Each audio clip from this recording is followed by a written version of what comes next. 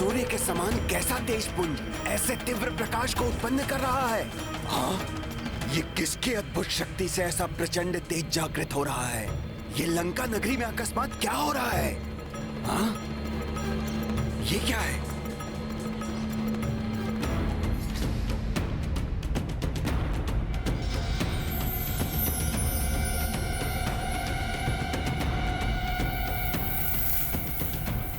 आनंद, रावण की लंका में यह कंपन कैसे उत्पन्न हो रहा है और ये दिव्य प्रकाश कहां से उत्पन्न हो रहा है?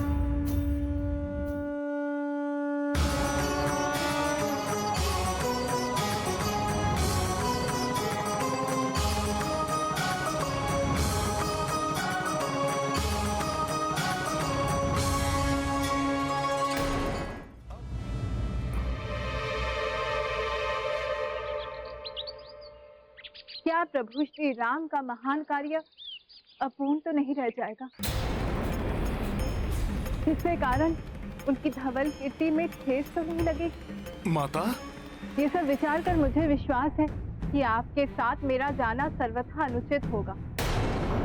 उचित तो ये होगा पवन पुत्र हनुमान कि मेरे पति श्री राम यहाँ आए और उस दुष्ट रावण का संहार कर मुझे यहाँ से ले जाए।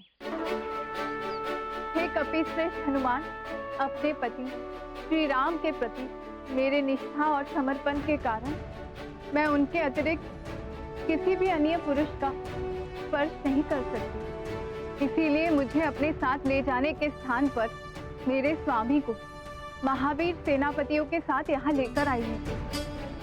मैं दीर्घकाल से उनकी विरह की पीड़ा में जल रही हूँ हनुमान। उनको मेरे निकट लाकर मेरे भीतर आनंद की धारा प्रवाहित कीजिए।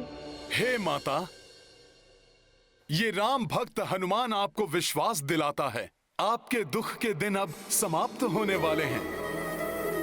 सज्जन लोगों के लिए अब प्रसन्नता और उल्लास के दिन समीप हैं और दुष्टों का नाश शीघ्र होने वाला है और दुष्टों का नाश शीघ्र होने वाला और दुष्टों का नाश शीघ्र होने वाला है। प्रतीत होता है जैसे ये लंका के अशुभ समय के आगमन के संकेत हैं। माता, आपने अभी तक अनेक दुखों और कष्टों का सामना किया, परंतु माता, अब हनुमान आपको वचन देता है, इसी क्षण से पापियों के नाश के साथ आपके जीवन में हर्षोल्लास और आनंद के आगमन का समय प्रारंभ हो गया है। दुख के सभी बादल अब शीघ्र ही छटने वाले हैं माता।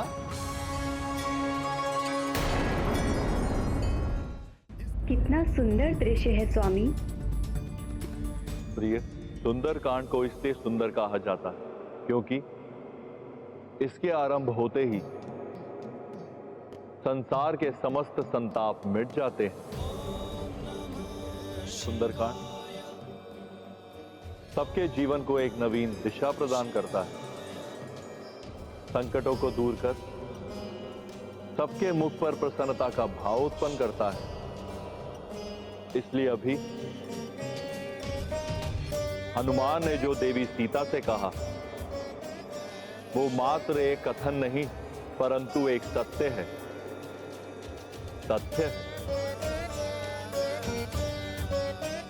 क्योंकि देवी, इस क्षण से राम कथा में दुख एवं अवसाद का कोई स्थान शेष नहीं रहेगा। समस्त दिशाओं में आनंद की वर्षा होगी, पाप का विनाश होगा, जिसका आरंभ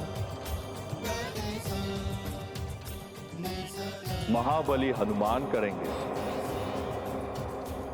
पापीगण केसरी नंदन हनुमान का यह भीषण रूप देखकर आतंकित हो जाएंगे।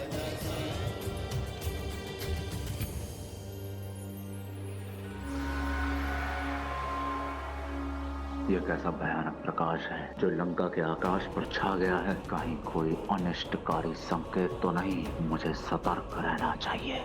हनुमान पुत्र, मेरे हृदय में अब कोई संशय शेष नहीं। मुझे ये पूर्ण विश्वास हो गया है मेरे दुखों का अंत शीघ्र होगा। हे कपीश्रेष्ठ, अब तुम मुझे पुत्र रूप में दर्शन दो हनुमान। जो आज्ञा माता। जय श्री राम।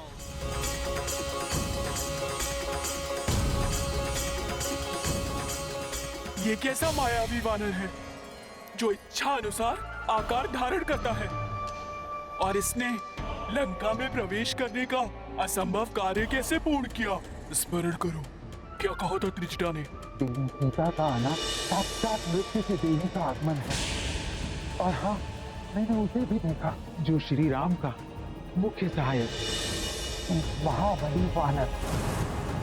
एक वानर से लंका और लंकेश दोनों का विनाश प्रारंभ होने वाला है, पर हम अपना नाश क्यों करवाएं? शीघ्र ही छुप जाओ, इससे पूर्व कि वो वानर हमें देख ले। माता, आपको दिए वचन को निभाने के लिए अब मुझे अतिशीघ्र प्रभु श्री राम के समीप पहुंचना चाहिए। मुझे आज्ञा दीजिए माता। पुत्र हनुमान, तुमने अपने मुख से स्वामी के नाम रूपी सत्य का उच्चारण कर यहाँ आते ही मेरे दुखों को हरना आरंभ कर दिया था। अब तो मेरी एक ही मनोकामना शेष है पुत्र। मेरे स्वामी, मेरे प्रभु से शीघ्र मेरा मिलन हो। चिंता मत कीजिए माता, ये भी अति शीघ्र होगा। मैं पलक झपकते ही उड़कर वहां पहुंच जाऊंगा और शीघ्र ही सभी को लेकर लौट आऊंगा माता। परंतु माता, इसके पूर्व कि मैं यहां से प्रस्थान करूं, आप मुझे कोई स्मृति बताइए जिसे जानकर प्रभु निश्चिंत हो सकें।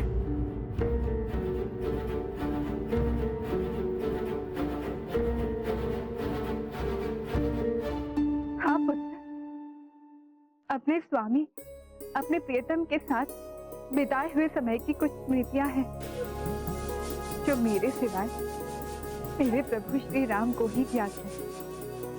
मैं ऐसी एक घटना का वर्णन करती हूँ तुम्हें, तुम उन्हें यथावत सुना देना, तो प्रभु को यह अवश्य विश्वास हो जाएगा कि तुम उनके जानकी से ही मिले थे, दुष्ट रावण की किसी माया से नहीं। इन दोनों के मध्य क्या गुप्त मंत्रणा चल रही है? तुम जाकर सुन लो, फिर महाराज रावण को जाकर सब बता देना। अकस्मात ये आभा कैसे? लंकनी ने भी अभी तक उस वानर की कोई सूचना नहीं दी है।